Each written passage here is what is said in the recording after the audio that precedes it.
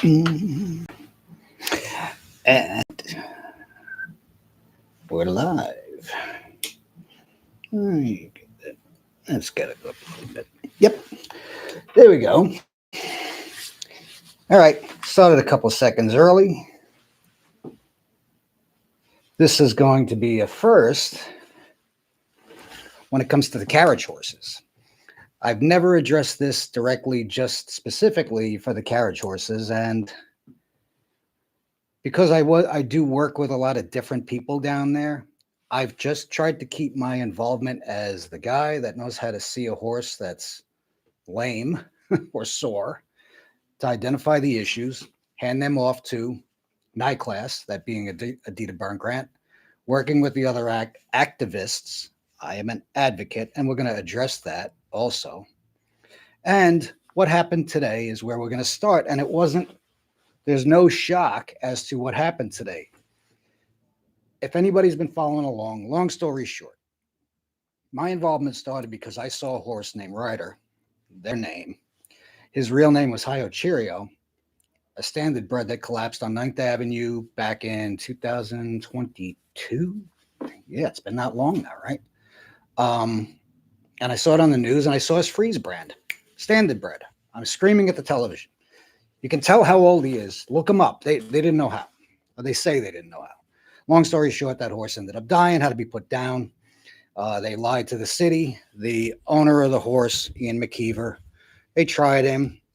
There was no law for what really happened there that we all know. He was charged with overdriving, found not guilty of overdriving because he wasn't guilty of overdriving. What they did with the horse was just beyond reproach.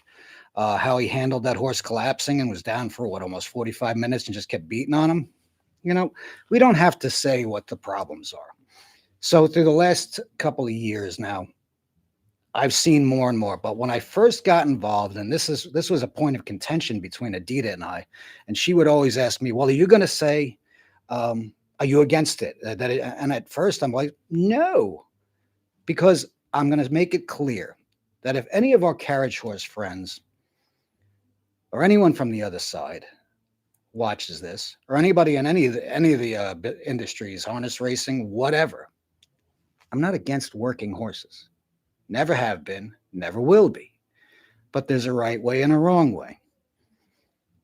It took me a long time to convince myself, thinking that it could be fixed, because you walk into a barn that's dysfunctional, people aren't doing the right thing, grooms aren't doing their jobs, grooms are inexperienced, trainers don't know what they're doing, people are working there as drivers and or owners who never owned a horse before. I've never been exposed to something like this after being around harness racing for so long. I learned from good people. That's why I didn't win a lot of races. I didn't race a lot of races. I worked for a lot of good people and different facets of harness racing. I loved the game, everything about it, but I never hurt a horse. I would never race a lame horse. If I was working with a horse or somebody and there was something wrong, I immediately would make the person who's in charge aware of it. Do what we got to do. That's what harness racing does. That's what thoroughbred racing does. Because a horse that's lame is no good, right? Isn't that the way it works? Plus, if you care about your horses, you don't want them in pain. You want them feeling as good and as healthy, and care about their welfare. Horses first, number one. It took me a while to figure out that. And here's where the problem starts. And now with the introduction of TW Local 100 as their representation, their union, which is a crock of shit. But they are, and they spent a lot of money protecting them this year because they know they're in trouble. They're not out of trouble. Today only bought time because in the end, Ryder's Law, I'd call it Ryder's Law, the 2025 version, was never going to see the floor for a public hearing in front of the New York City Council. Adrian Adams made that clear that that wasn't going to happen. So what Bob Holden, the author of the bill, did today by invoking a never used rule in the council by forcing it was 0.011, whatever, the rule in their bylaws that forced a meeting of a subcommittee to have a meeting which would not include, they made it very clear, no public, no testimony, meaning nobody gets to speak. I guess the quorum was 7 committee members, even though their committee, the committee that heard this today and met on this, has a total of 11 councilmen, and it's the New York City Council Health Committee. Again, there's no committee that understands horses in New York City. So it's the health department, DOH, who governs it. They sat there. There was no discussion. It was a joke. Bob got to speak. He made it very clear what his intentions were. They took the vote. There were only 7 members who voted. 1 abstained. The others were absent. It was 4 to 1, and 2 abstained. I'm sorry, 4, because it was a total of 7 votes. Just a joke. But what he did was, this way he filed for an injunction that is discrimination. Why hasn't this law been at least put in front of a full city council for the public to be able to come in and state their opinion, like's been done, has been done all over now. You see how much attention this has gotten. So that being said, had he not done that, it just would have timed out like it did last year. The second version of Ryder's Law that Bob authored with Eric Botcher, a bill to gradually phase out the carriage horses in New York City. With the first one, I wasn't in agreement. And they also included in there like these e-carriages, which I personally think is a joke, because it's just, I mean, you may as well have carnival rides then in Manhattan or in Central Park. The bonus, like they say, is that they're not restrained to only working inside Central Park, which is the way the carriage horses operate now. It's basically just a merry-go-round. They go around the path. And during Christmas time, they're allowed to go down 5th Avenue and back up 6th Avenue so they could take people by the tree. Okay, fine. I watched it happen last year. I was there personally on 5th Avenue. It's a nightmare for a horse. And this is where I, as a horseman, say that's wrong.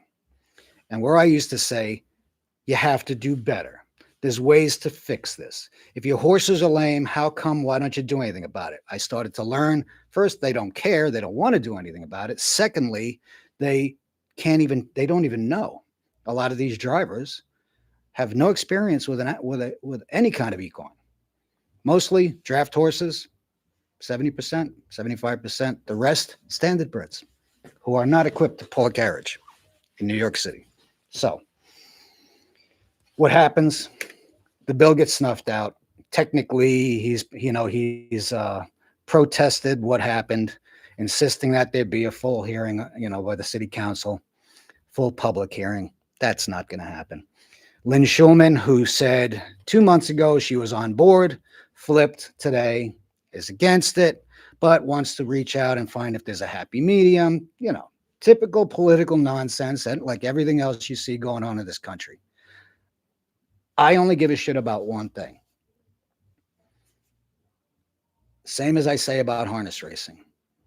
Either fix it, or and if it can't be fixed, the only way to stop horses from being put in danger, abused, neglected, killed, kill pens, all the above, is to end it.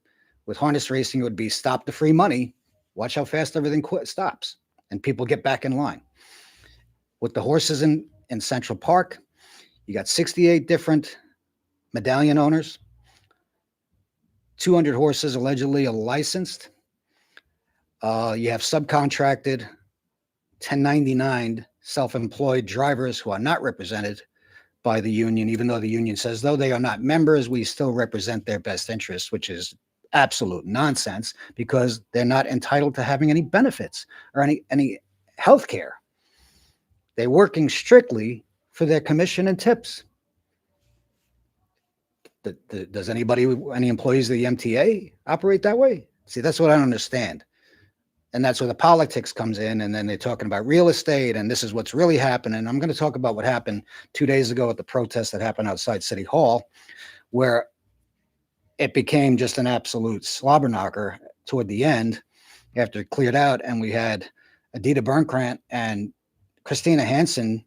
And in my own words, I said to one of the reporters, they're fighting like sisters. I'll get to that later. So, where are we now? The bill is snuffed.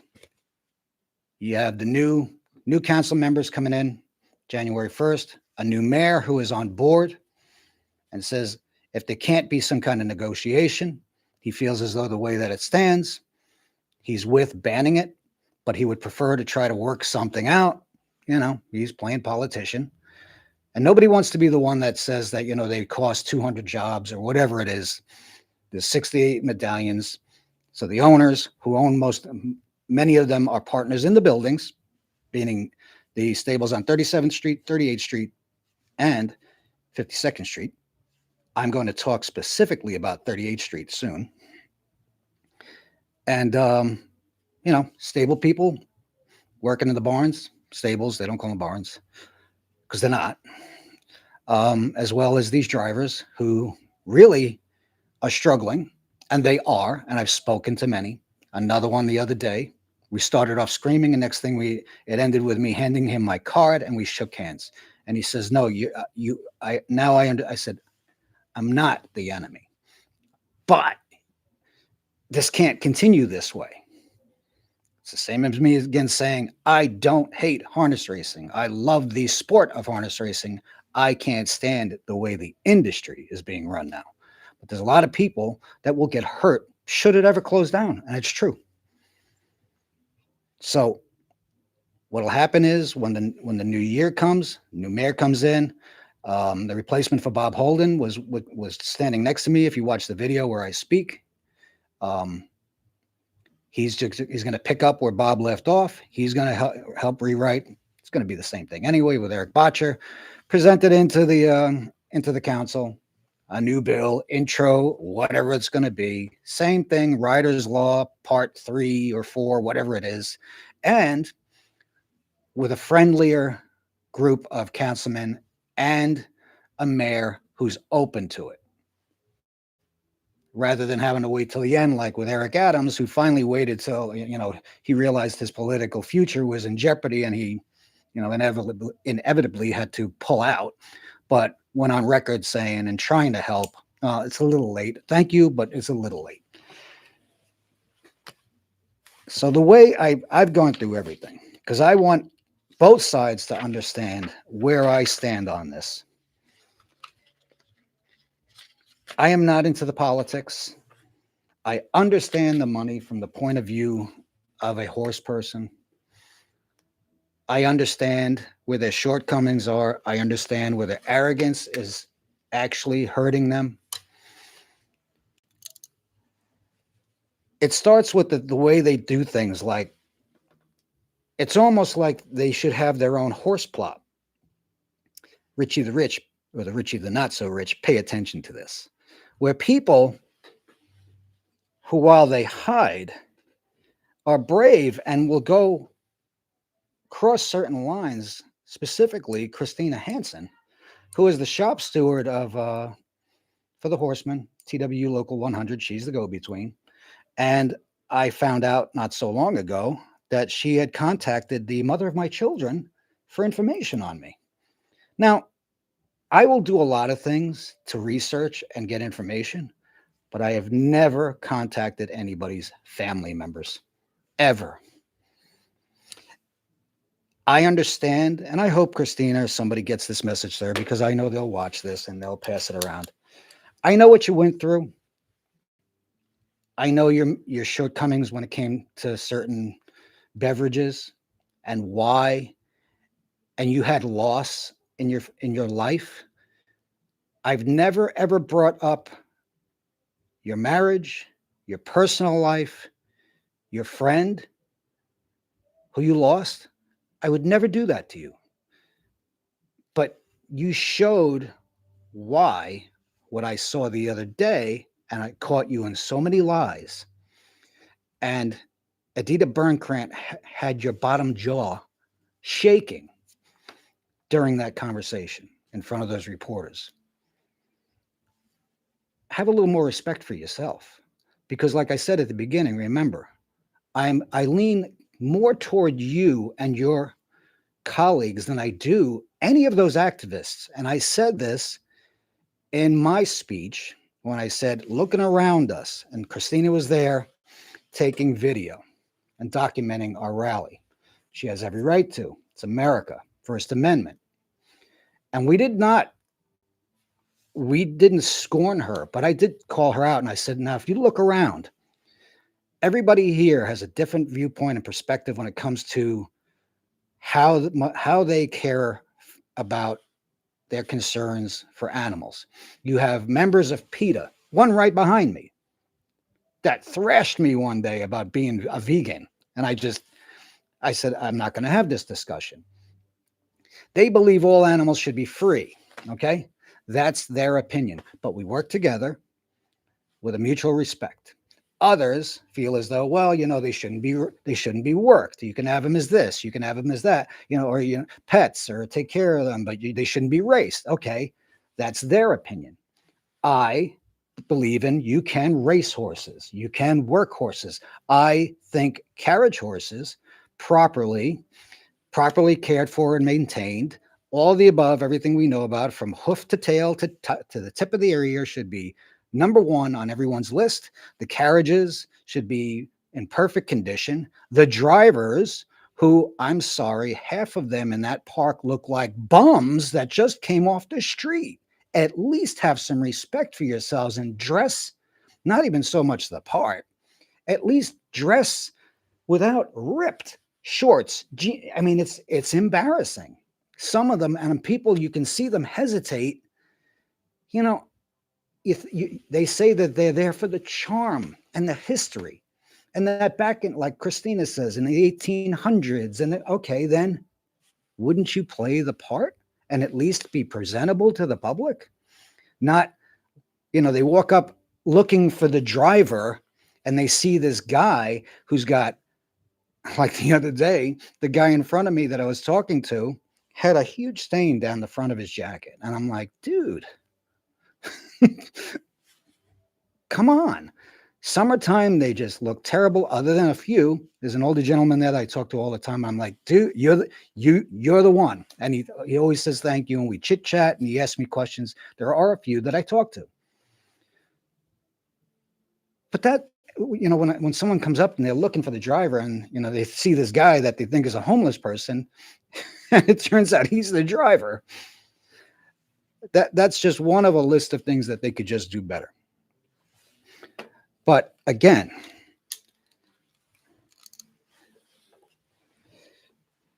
you start with, it comes down to the point where I say, I understand why, of course they hate my guts, because they feel as though I'm trying to take away their livelihood. It's not for me to judge why they want to do it or why not. I think a horse in harness pulling a carriage is beautiful. I do. And I agree with that. And a lot of them, some of them do look the part, whatever. Just do better. That's on the simplest. So it's come to right now, and I'm going to just make some points here. What's going on? So again, fast forward to January 1st, there's going to be a new bill introduced. Okay, so what would my opinion be? Do I think, am I really on the side of banning it?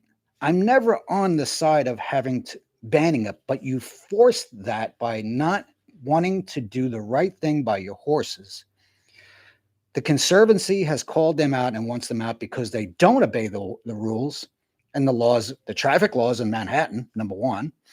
All the rules in the park that are set there for safety, like you can't park here because it blocks the path. It creates congestion. It causes a dangerous situation. You got people on bikes, every possible kind of mode of transportation, rollerblades, scooters, all of it. People pushing baby carriages.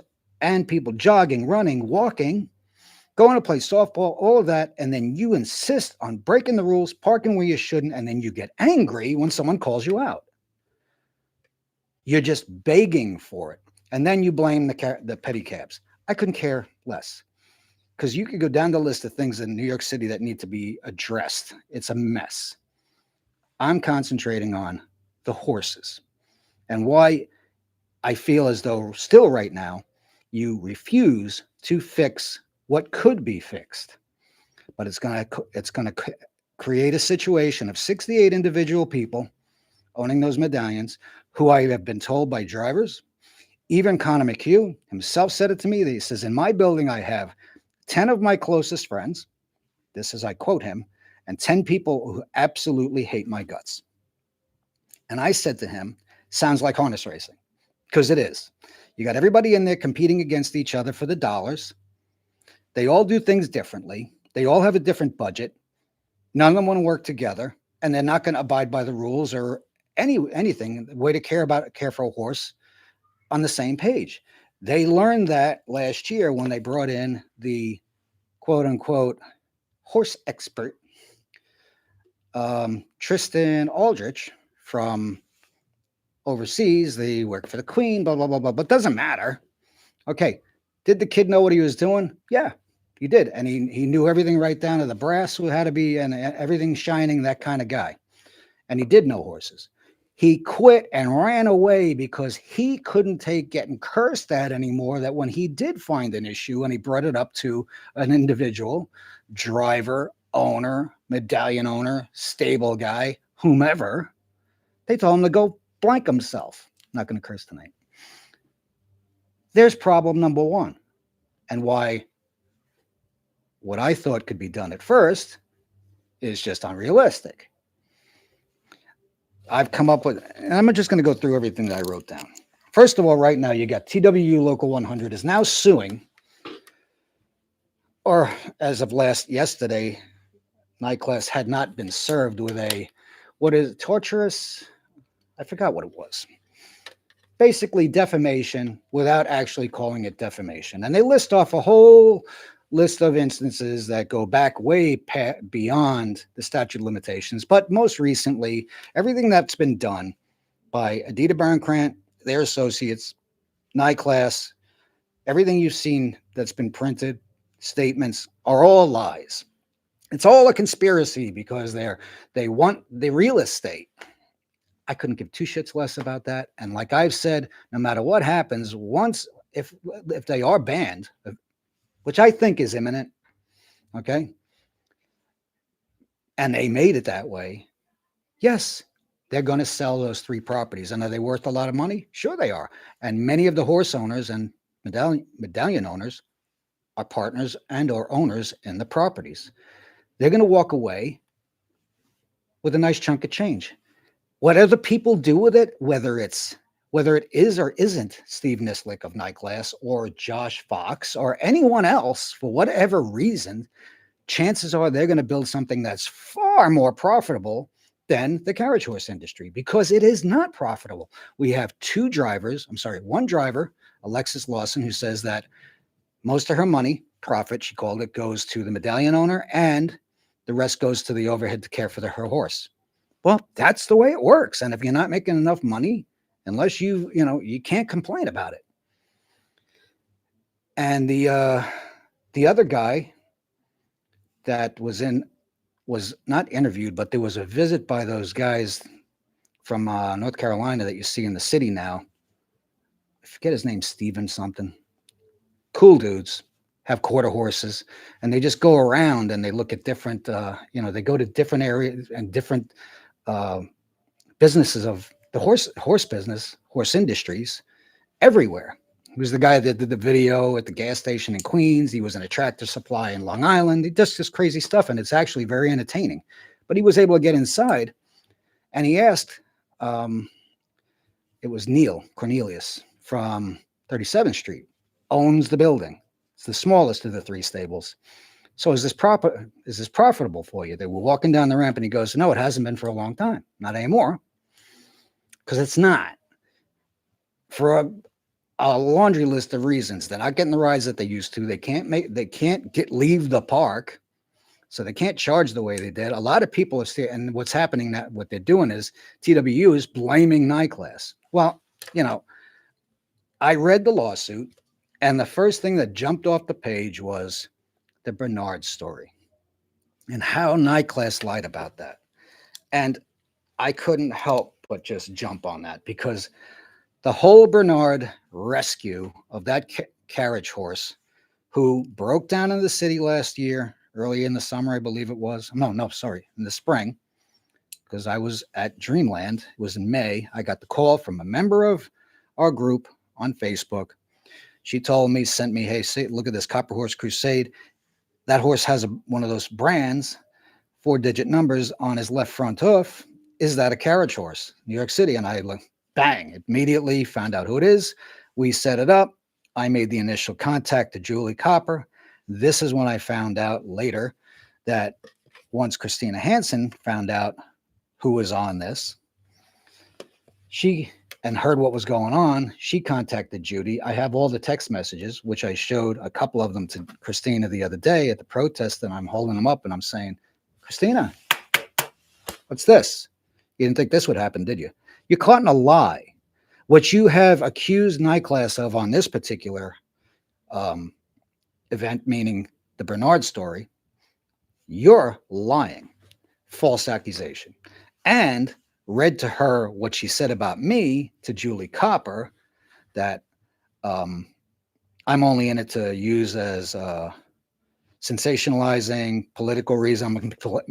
Politics, and he's no good. He's in it to make money.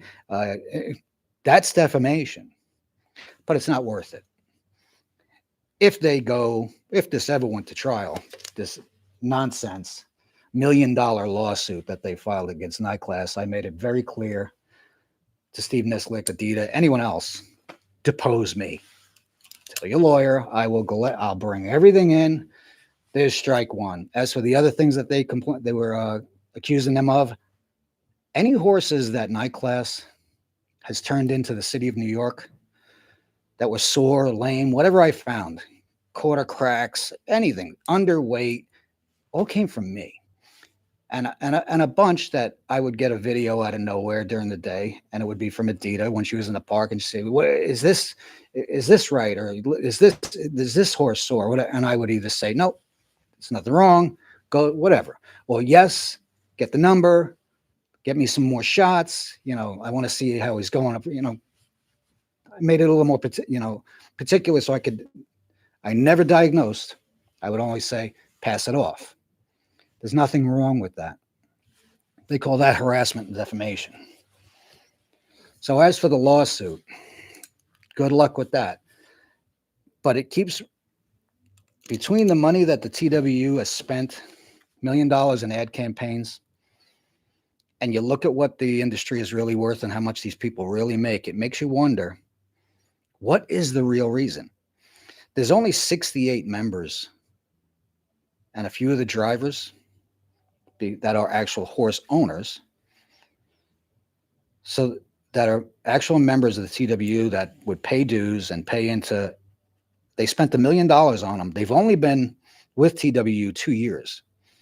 That money came out of the revenue generated by actual transport workers, not what I call right now glorified merry-go-round operators that just go around in a circle, start in point A, go around, and it's fine if they're not out there like this or other issues.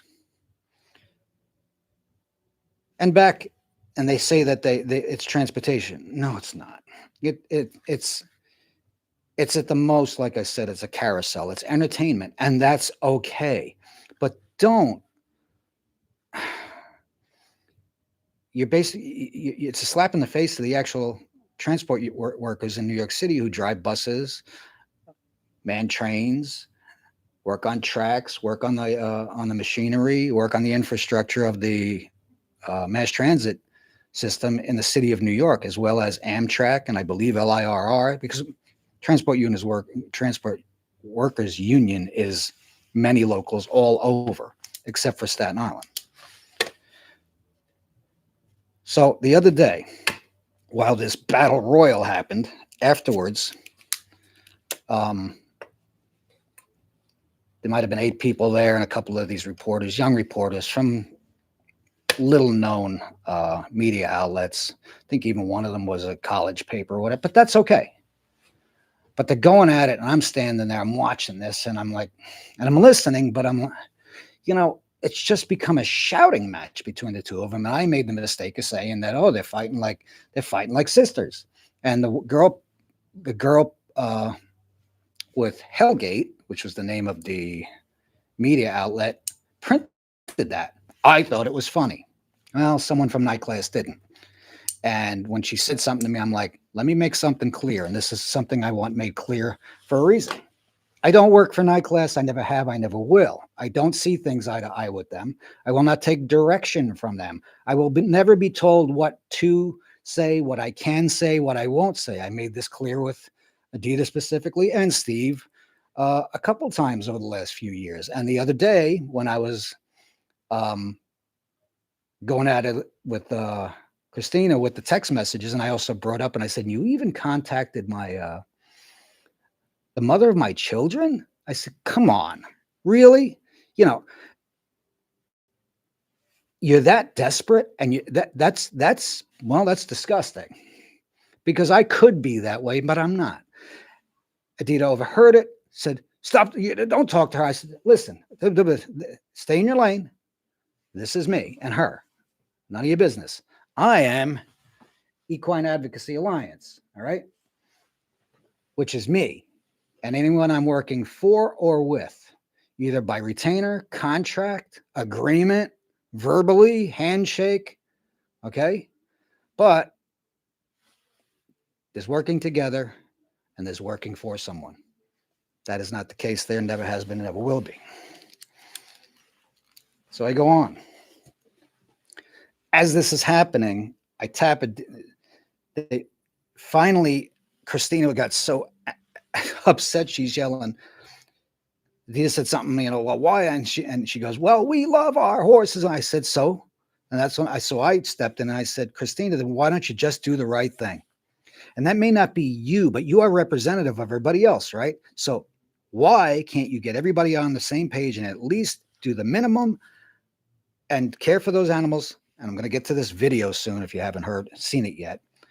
But so someone like me doesn't see, every time I go out there, 1, 2, 3, one day, 7 horses visibly lame. They went back at it, and that came up again. Adidas said something. They were talking about horses, and she goes, you lied, and that's why you're being sued. And then I said, I tapped Adidas on the shoulder. I said, I have one question. And I interrupted the reporters. I said, I have one question for Christina. I looked at her and I said, Christina, horseman to horseman, I have one question for you. And she actually said, okay. I said, have you or anyone in the carriage horse industry in New York City in the last 3 years or since I started coming here ever knowingly worked a horse in pain? She goes, never. And I go, you're full of shit. And I immediately brought up the first horse that I found there the first time I met Adita, to actually go and monitor the horses in the park and explain to her how I was going to do it. And that horse, Lucky, with the driver, the old Irish guy, Tony, driving him. He was a standard bred. If you've been watching me, you've seen the video. Dead lame up front. A standard bred named Brooklet's Bojangles. I called it out. As soon as we started taking video, they called the police. And the cops came and said, that, they're saying you're harassing them. I said, here's the video. We found a lame horse.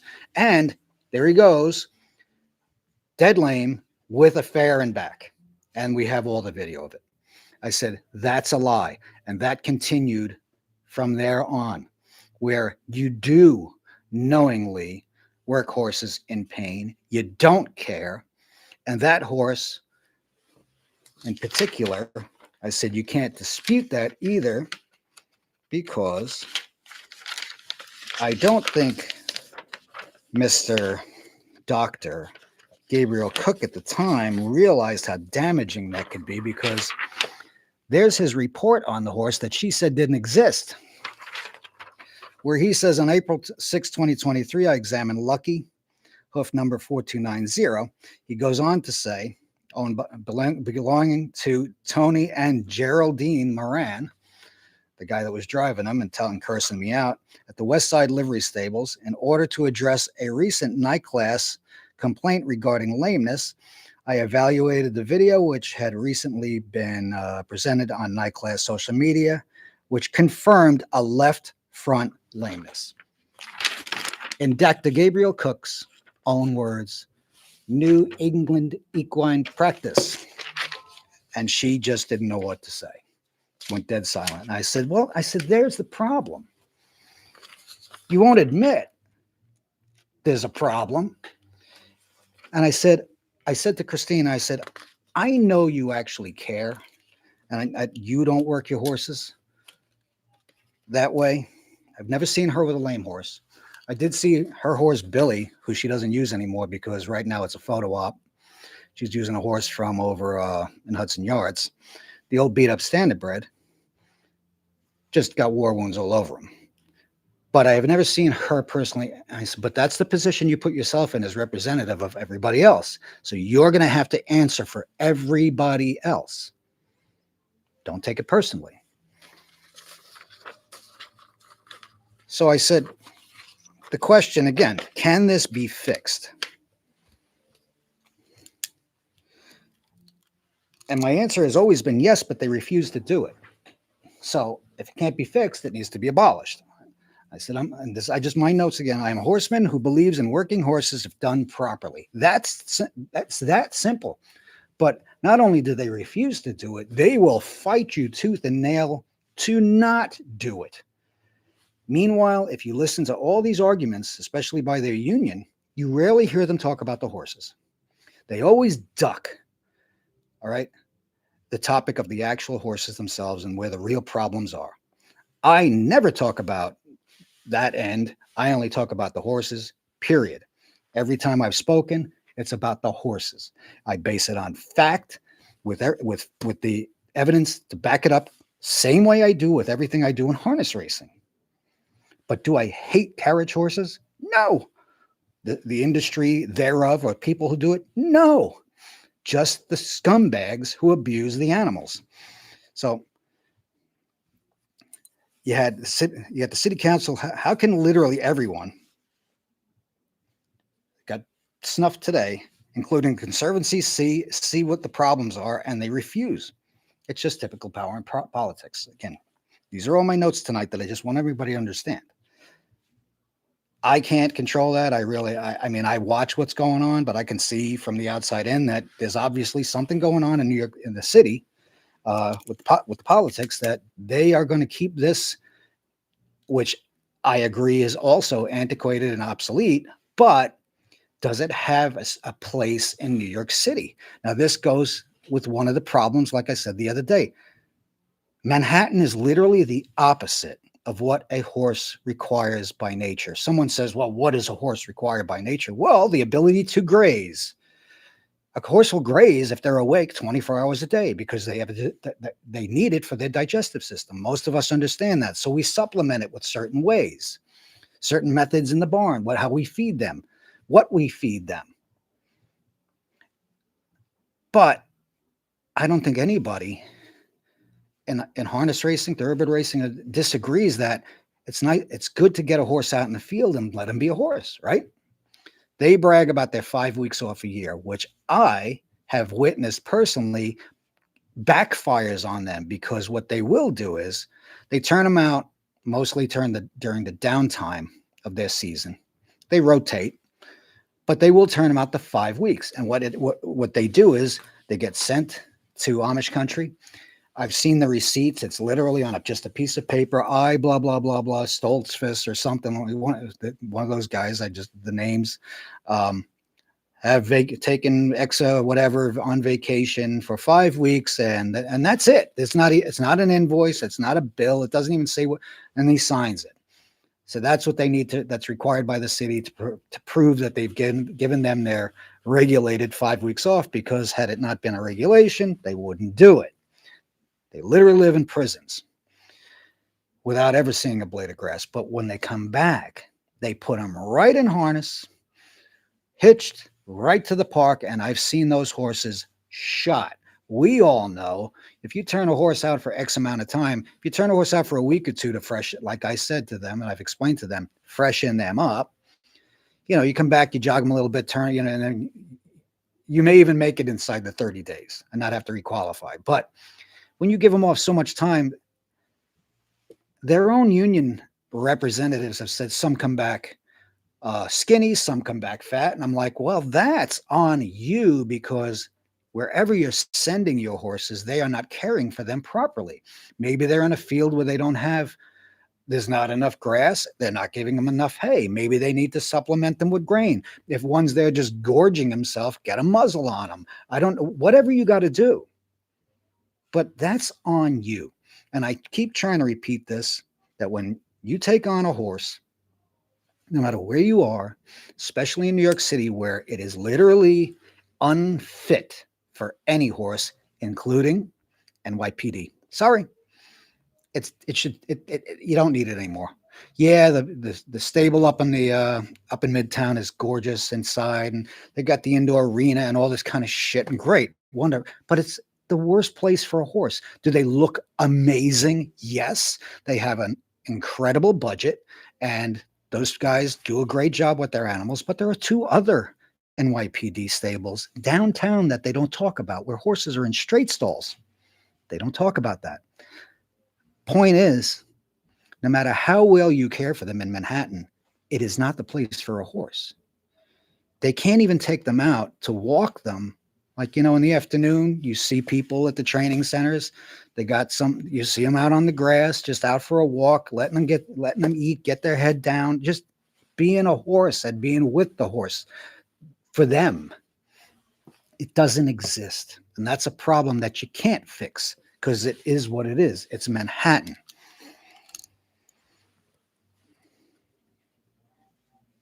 Other ideas. So I said, when it comes to the 5 weeks, why not break it up a little different? Every 4 months, 2 weeks, get them out, freshen them up, bring them back. Then, you're not just slamming them into work, and you're controlling their fitness, their weight, their attitude. What's his face? Who was it?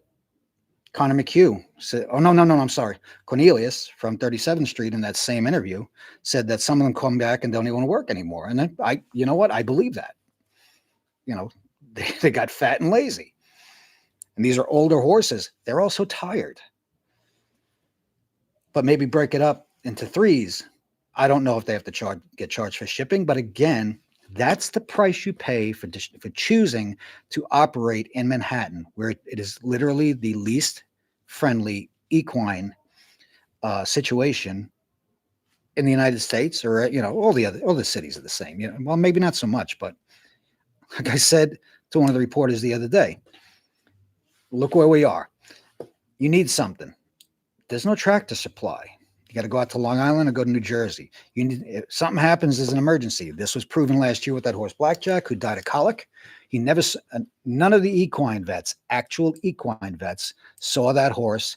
It was a telehealth call, and Gabriel Cook told them, give him Banamine. Well, they should already know that. These are things that they just don't have automatically in their stables. That you got a horse that's going to their belly, is down. We know all the signs of a horse that's colicking. Get the Banamine in them, call the vet. That's what you do. Get them up, whatever. But for them to get them up, they'd have to get them up, and there's nowhere to walk them in these stables, because you got 3 to 4 foot wide aisles, just enough. They squeeze as much as they can into the square footage they have. Inside aisles or inside box stalls have no windows. Outside have few windows. It's so wrong. And then if you had to get a horse out, you got to bring them down those ramps. A horse that could be in pain or struggling or colicking or anything has to go down those ramps, which is difficult enough when there's nothing wrong. It's just, Adidas said the other day, and she goes, these elevated, it doesn't exist anymore anywhere else. When's the last, other than Yonkers Raceway, but at least those ramps are level to where you go in, but they don't use the upstairs anymore anyway. I don't think so anymore. They're closed. But that, I think, was the last of that kind of a barn. Anywhere where you've got an operating, let's say, industry or racetrack, you go online and you build a pole, you look at pole barns. I don't think they have any 2 stories. I could be wrong, but I don't know why anybody would do it. Something else that stands out, I got to say 80% of the horses that I find, maybe 90% of the horses I find with issues, underweight, lame, because they come with pre-existing issues if they race, standardbreds. They are not designed to pull a freaking handsome carriage with 4 to 5 people in it and a driver around the rolling hills of Central Park. Just because they can, well, they're cheap. Well, yeah, that's why you buy them. They're at the end of their cycle. They were already buggy horses. So the Amish are done with them. They give them to them for $900, $1,000, a part of their Lend-Lease deal. And they stay out there until they're literally completely shot, like Lucky was, the other horse, Smokey or Scott, that we saw getting loaded onto a literal roll-up back box truck that was converted with, looked like a handsaw, with no ventilation and plywood for ramps and to get this horse in there. It was not it wasn't a horse van or trailer. This is how they treat these animals. And it may as well, because I don't think he made it anyway, the condition he was in. If he was going to be meat, he may have ended up there already with the first step to being meat, and shows up and he could have been hung on a hook. It's not a fucking horse trailer. Oh, I cursed. Whatever. But if the city was to change some of the regulations, it should be all draft horses. Period. They are bred for that. Same way a standardbred is bred to pace and trot as fast as possible without making a break. Lighter, faster, slick, more muscular than a thoroughbred, but not as slender. The draft horses are literally the Mack trucks of the equine world. I watch them go. They just go, and they're not, their yoke isn't even touching them sometimes. I mean, it's just effortless for them. That's what they're designed for. And some of them, I'm going to say, I say it to the drivers all the time. I've got video of it. I've said, do you want to go on? And they're afraid to, like the gentleman the other day.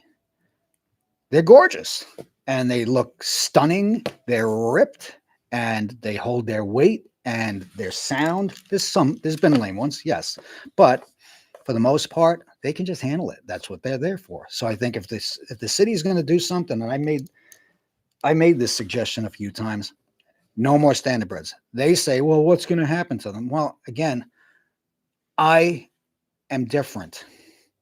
When I see one of our horses, and we've all had to make that call, that is in the situation where, listen, he can't live this way anymore. It's cruel. Just saying, okay, we're gonna let you live, and I don't care how broken bone lame you are, as long as you work and struggling in pain, we'll let you live. That to me is just screwed up. That's not a reason.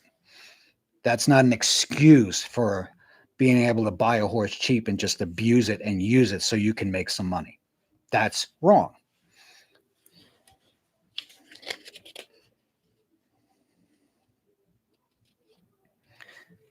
37th Street. I'm sorry. The video I posted today of the tours of 38th Street were given to a soon-to-be sworn-in council member who somebody who was with him got video and smuggled it out of there. And eventually I got hold of it. and I'd held on to it for a little while. I wanted to make sure that that man was safe.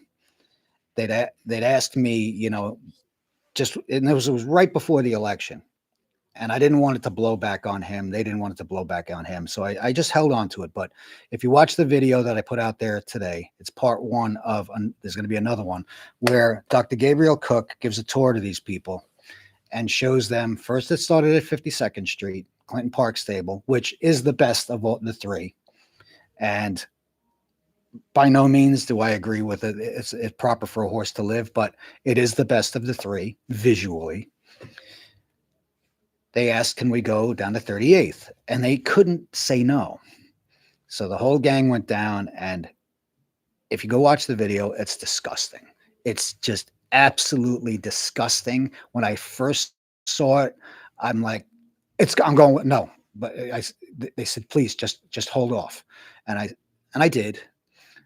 But you see that these horses are, he tries to make excuses. The stalls are done in the morning and every day, and they're mucked, and then they're picked up throughout the day. No, they're not. We all know what a neglected, non-bed down, urine covered, shit covered stall looks like with no hay. And as he's saying that they have access to hay all day, there's a horse nibbling at what he can find. They eat, and if he's not eating that, he's been eating his bedding, because they have no hay. We all know what that looks like when a horse is looking for hay because he's had no hay. One horse is laying in urine, covered in urine, while he's telling these people how well they're taken care of. There's a ladder in the back of the stall because you could tell they built a stall where there wasn't a stall and they just wanted more room. They will put a stall anywhere. They're 7 feet wide by 10 to 12 feet long.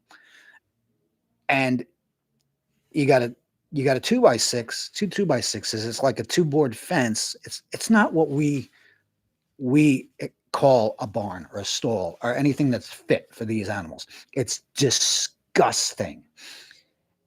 And right there, to me, to have their veterinarian standing there, and I'm sure he was uncomfortable because he really couldn't back out of this and dance around the fact that the way these horses, you can see their hooves. I can't imagine the thrush.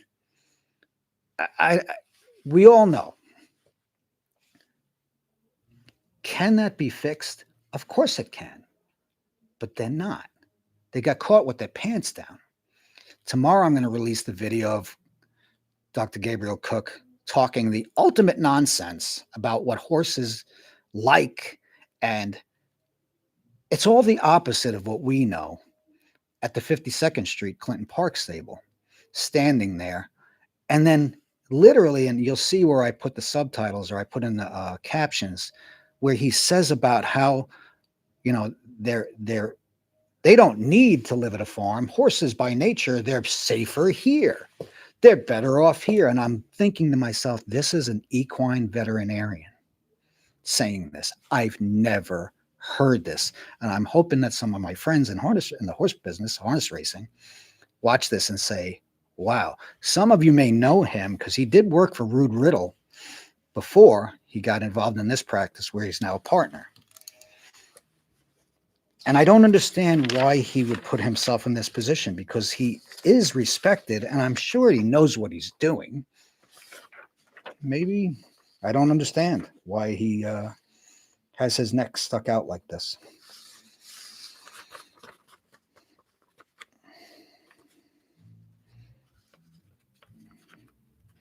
Something else that I brought up that they could, like in harness racing, when you start putting harnesses on horses and they start going out in the morning, everybody's head's on a swivel about the horse. You pull them out of the stall. If they're not walking right, we notice and you handle it. If you pull off a wrap and you got a big leg, we notice and you handle it. The trainer may say, well, is he off? Has he got any heat? Any heat in the foot? Is he showing any pain when you ran your hand down his leg? Did he jump out of his skin? Take him out. If he's sore, bring him right back. That's generally what happens with us. With them, they don't care. Period. And again, reasons they don't care is what it costs to have to deal with something like that. We should never, ever in the park, any member of the public, Gabriel Cook actually says there could be more regulation. Well, if there needs to be more regulation, you're admitting that they're either not doing their job as a horse owner or they don't know.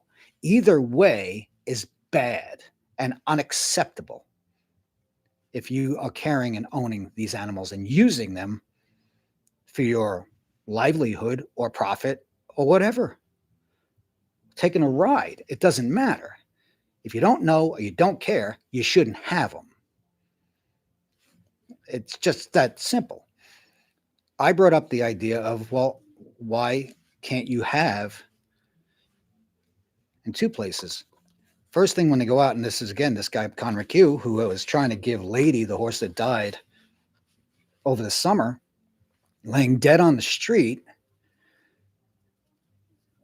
He didn't know how to take her vitals, and he's trying to give her water, laying dead on the street, out of a jug, like she needed a drink. She was dead. This is the guy with all the, he said he has 40 years of experience. He didn't know she was dead. So then you don't know anything. But what I do know is horses leave those stables every day in pain, lame, sore, whatever you want to call it. But nobody either notices or cares because every time they make it to the park and they're forced to work until someone catches it.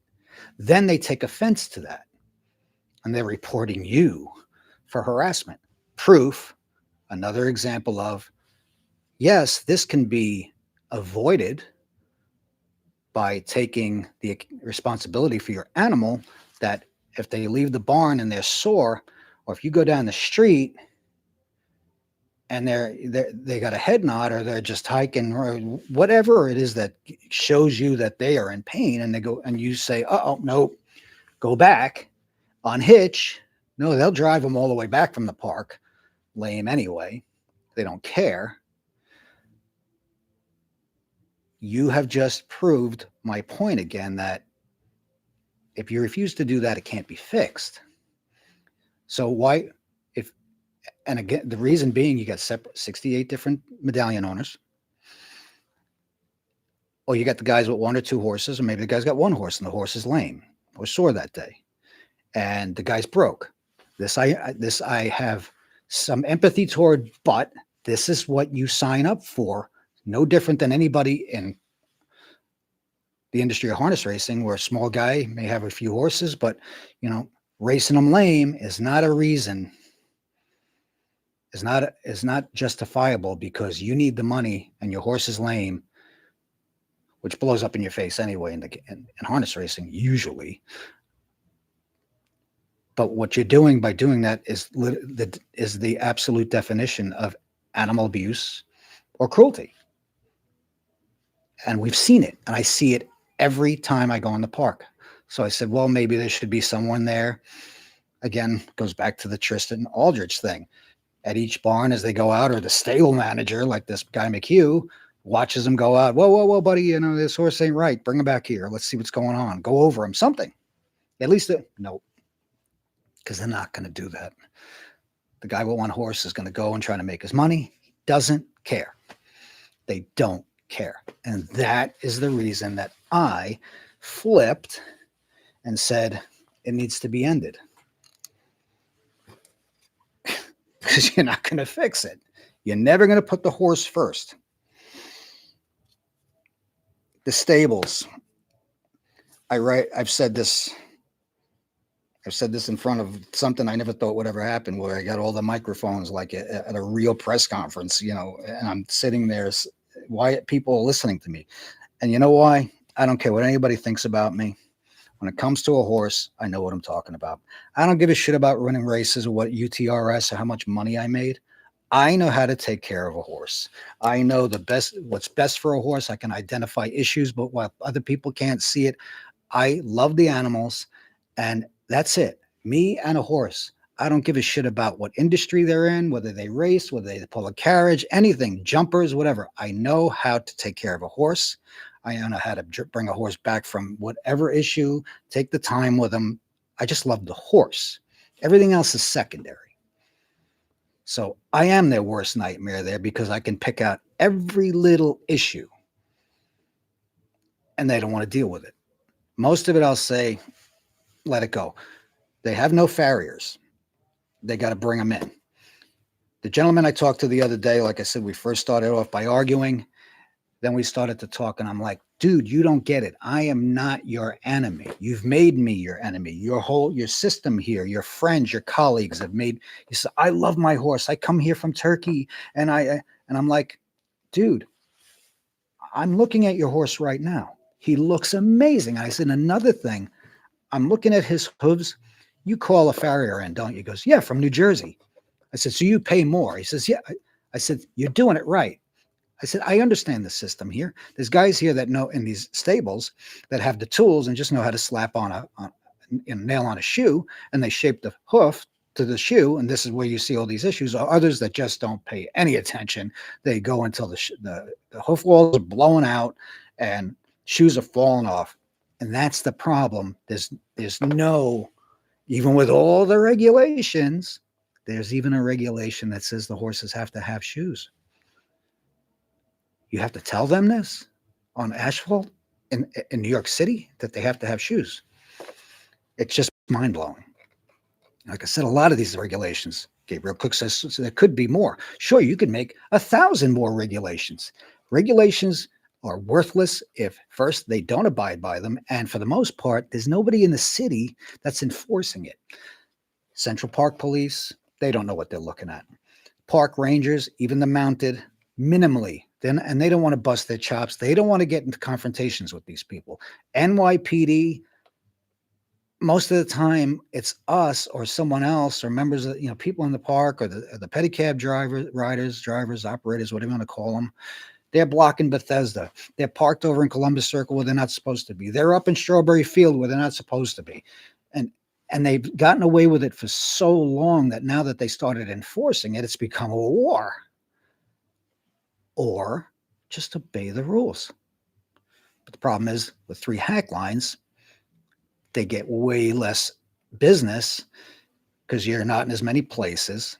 And I've counted over 20 horses on a hack line where the guys are sleeping in the back of their carriages, especially on 7th Avenue, where it backs all the way back out into the path again, defeating the purpose of having the 3 hack lines anyway. Those guys could be going hours and hours without a fare. Now, I understand. The guy that's there just working, trying to make a living, that's killing him. But they made this issue for themselves because they refuse to fix it. That's why we're here again, this unending battle. As for the stables, again, I said these horses are literally prisoners in those stables 4 weeks a year. They're either in harness, on the streets, 9 hours a day. The rest of the time, they're in those barns, stables, in those stalls, the way you see it in the videos, with nothing. They try to make excuses. This one clown, Pete Donahue, who's their media guy, I forgot what they call him, comes from the Daily News. I've gotten into it with him a few times. Thinks he knows what he's talking about. Doing his job, because that's what they're supposed to do. But they put their foot in their mouth all the time. And he's saying, "Oh, that's a horse that's relaxed." Man, I said, dude, they have nowhere else to go. They're trapped there. You're going to hear tomorrow in the video that I released tomorrow with Dr. Gabriel Cook, where he says he's asked about socialization and how horses are social and herd animals, and how come they like to be with each other. And he said, well, they get to do that out on when they're out in the park on the hack lines. They socialize. I just had a laugh. I couldn't believe that he said that. Lined up, nose to back of carriage, horse, nose to back of carriage, and they're socializing as horses. This man said that. And you'll all get to see that when I release that video tomorrow. Christina Hansen, sometimes, again, like I said, I think she really means it. She talks about being a New Yorker, and I'm like, first of all, she's from Lexington, Kentucky. She went to school down there. She's got her her degrees in history. She's a historian, and she's really good at it. And does she know horses? Yeah, she does. She really does. But I think that part of her is buried in all this that she's gotten herself into. And then she went from there to Philadelphia. Philadelphia got shut down. And like she said, she wanted to go where all the action is. She ended up here. I have no problem with her personally. None. She's got herself in a position where I think she sold her soul, if that's how I could say it. I think she's better than that. But hey, you put yourself there, you're the target. And the things that she says, oh, horses die. Yeah, horses die. But if you could have done something to prevent it, or the horse died because of your actions or lack thereof, or your inexperience, or your refusal to do the right thing for that animal, that's a problem. Lady died of a pre-existing condition that could have been identified. Again, older, standard. She was I think she was a cross, and had an issue. Ends up with an aneurysm. Boom, drops dead. Now, could it have been, in her case, with a blood test detected there's something going on? Yeah, but they do the absolute minimum for two reasons: cost, and many just don't care. They want a cheap horse that they can make money with. Thus, standard breds in their teens or higher, draft horses in their teens or higher. They lied about riders' age, said they got bamboozled. That's Christina Hansen herself said that. There's no excuse. You can, they all know how, with the amount of standard breds they've had, the city actually takes pictures of the freeze brands. They're all aware of the USTA. They lied and they got caught. That's it. They said that rider was 13. He was in fact 26. So if he would have lived to 35, theoretically, they would have kept working him because the city would have thought he was not even 20 yet, right? Or just turning 20. You know, what do they say? It's not illegal till you get caught. That's the way they test, and they're finally, and I say here, zero transparency. Well, it really isn't so much zero transparency. It's more of zero accountability because not unlike, again, harness racing with certain things, nobody is watching the store, and now they are. So my thoughts to them is you guys created this problem by not trying to avoid the problem. You got a reprieve today, which you were going to get anyway, because we all know that this year's version of Riders Law was going to time out. It was never going to be seen on the floor. We're in the middle of November now. Even if they somehow had relented and given it, a December public hearing, could it have been pushed through? But the bottom line is Adrienne Adams was never going to allow that to happen. Bob Holden said the other day in front of City Hall that he was told not so long ago that she needed him on a vote for something, one of her own bills, to get it pushed through, and that if he voted for it, she would make sure that any bill he had would get hustled through the council into law, with the exception of the carriage horse bill, were his own words. She didn't say Riders Law, she did the carriage horse bill. And that's how it works. What the reasons are, we're never going to know for sure. And anything you say you could be accusatory. You say if it's, everyone knows everything's about money. Where it is, what the real reason, what the real money, we don't know. It doesn't matter. I don't care. All I care about are the horses themselves. So I'm going to go down there again, like I did last year. My next visit will be after the tree is lit, and I'll stay overnight. I'll watch them during the day, but where you really see it is how bad it gets is Fifth Avenue, Christmas time. It's a mess. And these horses are trapped in 4 or 5 lanes of traffic. That's why I showed videos last year, specifically that one horse, Liza, who is Lettuce Hanover. Steve Anzelli is a member of the group, and he used to own her. He gave me the dossier on her. She shouldn't be there. The mare is done.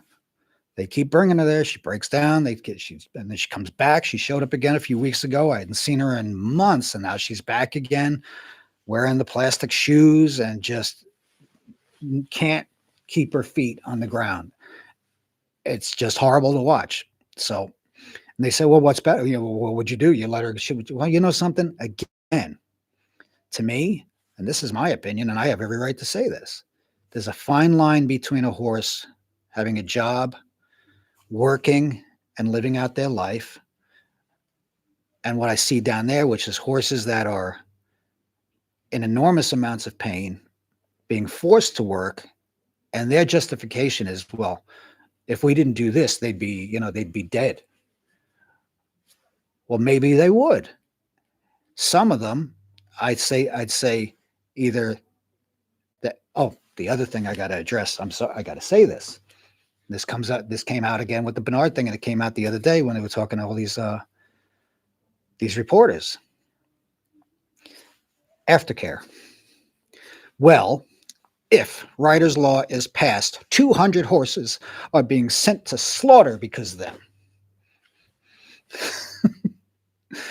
My bullshit detector goes off immediately, but then Adita Bernkrant and Night Class come back with, nope, we've got sanctuaries for all of them. That's true. All the horses in Manhattan that are licensed to operate in Manhattan have a home for the rest of their lives, guaranteed. Well, what about the ones that we can't take? And this is where I step in and I say, Bernard, don't tell me that you'd have never sent a horse to slaughter. This was also their contention about they were accused of it. I don't care. You retired a horse, Atke, whatever his name was, the owner.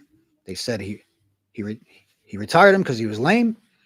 And then something happened in Amish country that he was accidentally sent to the kill pen, to an auction. It wasn't supposed, but that's bullshit. First of all, that is so far-fetched, and it just happens to be the one we caught. Come on. So I simplified it and said, horse breaks down today. Point out there right now, any horse. That guy with the one horse, standard bred, anything. He breaks down today. Their vet comes in and says, he's done. You can't work him anymore. You can't, it's it. He needs to be sent to the farm. You're telling me if they end the industry next year because of Riders' Law, 200 horses go to slaughter, that means you don't already have a place for these horses. What if 10 of these horses, 60 a year, come out of their system, average, and nobody knows where they go each year? Out of the 200 horses, it looks like there's a switcheroo of 60 are gone, 60 come in. Nobody knows for sure. Oh, we have, but nobody knows for sure. So if you're saying that because of Riders' Law, next year, all the horses would go to slaughter, that's on you, the owner, because you don't already have a place for them to live out the rest of their lives like you say you do. So again, they're full of shit. And you can't blame them for trying because, again, they never, ever take responsibility in the end for their animals and just say, we can do better. And it shouldn't have to come from their vet. There's no unity whatsoever amongst these people. Again, you got all these different people, and they say you're gonna put 68 different individual sole proprietorship businesses out of business with this. Correct, theoretically, but none of them work together as a unit to take care of the animals that they use for these businesses. And that's where the problem is. So can that be fixed? No. And the proof of that is Tristan Aldridge, who jetted out of there because that guy, that kid, young man, did have an excellent reputation. And in his last interview with the Christian Times, I want to say, and he said it there that I can't get through to them. And you notice if you watched and you saw that happen, it was on Eyewitness News, and I'll never forget. And they've hired a horse expert. I'll never forget the way that that news person said that, the anchor, and I just laughed. And it went on, and there was some reports and this and this and then it just kind of just disappeared. Where'd Tristan go? He ran for his professional life, not realizing what he gotten into. Frank McCann pulled me aside at the TWU, did a rally outside Eric Botcher's office, and he comes across the street. This a couple of months ago, and he shakes my hand, and I said something. He goes, "Oh, he says, you just wanted the money." I'm like, at the beginning, I offered to you, yes, Frank. And he did ask me, he says, well, we'll do this on a trial basis. Anything you find out there, give it to us. And I did that for a week. It was a joke. I said, you're not going to bullshit me. I know what you're doing, and that's fine. That's your job. But trying to appease me, they didn't know just how much of a lunatic I am and when it comes to horses. So that's it. 2026 is going to come. If it continues and they are allowed to continue to operate the way they are, conservancy is all over them and just keeps trying to, push them to abide by the rules. They get the minimal done, hiding behind the veterinarian, who you're going to see again tomorrow, makes just some of the lamest, no pun intended, lamest excuses ever I've seen by an equine veterinarian for the way they operate and the way they care for their animals, maintain them and treat them. It's no different than the fight in harness racing. And I said this to the guy the other day. The good guys are the ones that will suffer the most. And like this guy said I handed him my phone and I said, you want to do a positive video? I said, you'll be my new poster child. You do an amazing, I can tell you right now, beautiful job. Your horse looks amazing. I can tell by the look in his eyes, he was genuine. And he says, I can't. And I said, I know you can't. Just like in harness racing, the good people are scared of the dirtbags. And I told him that, and I said, this is why. I said, look at my phone. I am not recording you. I would never do that to you because I can tell you really do care. I wish there were more like you. And that was it. So that I'm done with this. I would imagine now, just like last year, we're not going to hear anything really big until the new legislature comes in, new city council are sworn in, and whoever presents the new bill. And then this is all just going to start over again. In my opinion, as a horseman, as it stands right now, do I agree with rider's law and banning carriage horses in New York City? Yes. They refuse to fix it. And can they be convinced from what I've seen and experienced with these people? No. There's far too many bad that outweigh the good, and they're just not going to let it happen. And they've got power behind them with their union. TWU Local 100 is an incredibly powerful union. I will say this to John Samuelson, if you're out there, you do an amazing job with your union and representing your actual transport workers, the people that really do keep New York City moving. I just don't think you understand the real problems with these people that you're representing now, and it's not going to go away. Suing people and trying to distract people from the truth is only going to get you so far. Those people that are causing the issues for the rest who are operating those carriages in New York City, if they can't be changed or stopped, and they're not going to be, this is never going to change. No differently than we say in harness racing, where if the governing bodies, the commissions, and don't come down on the dirt bags. Look at what I put out there today. Let's address this. Let's switch to harness racing. We've started to tap into the testimony and the evidence and the filings, exhibits of the other side, what I call the Guido Grasso side of the investigation, which was in part with Seth Fishman, but they were kind of off on their own. And a name came up today in some text messages in the exhibits, and it was someone that was inducted into the Saratoga Harness Hall of Fame 2 months ago, heralded, like I said, carried on their shoulders. And you see here, make sure you get that renewal for the script for Beckwith for his EPO. And even though people have said it, I don't believe it until I see it. I may even it's plausible, but I don't say it until I have the evidence. And there it is. And now you got another, people that they look up to these people, and then you find out it's in your hand. They've been screwing you for decades, stealing from you.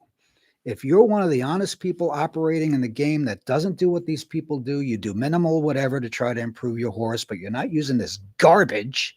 And that's just one of many that they use on these horses, the things they've done to them. And here is clear evidence that he was doing this.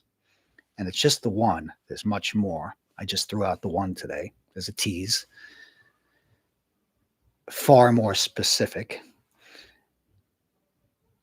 They've been abusing the animals because this stuff is disgustingly dangerous to them. We all know that. They don't care about the horses. Taking advantage of it and raking in the money on it. And not unlike what happens in New York City, good people are afraid to speak up. And I have video of that man the other day that I will not release because he is a good guy. And this is something else that I will say that the activists who are so far left that they just have an extreme hatred for people that work horses. Okay, we'll just stick with the horses. All right, including me. They'll tolerate me because I give them something that they can use. But other than that, they don't agree with me, and I don't agree with them. And I had one just about a month ago. I got cornered by a vegan. I told her what I thought about that, and that was it. And I said, I'm not going to get into this discussion with you because you're not going to get the answer you want out of me. That's it. One PETA guy looked at me with the most the disgust that he had, and the test for me, you could see it in his face. And I'm like, I don't give a shit I respect the way what you believe in, but I don't agree with you. I'm never going to, and I'm not going to sit here and ridicule you over it. But I'm going to live in the real world. Right now, those horses are still out there. In the meantime, my thought process is try to get them to do what's best for the horses. If it means one horse is taken care of better today than was yesterday, that's a win. Are they going to do it? No. Are they going to change? No. Is more rules going to matter? No. Lies? No.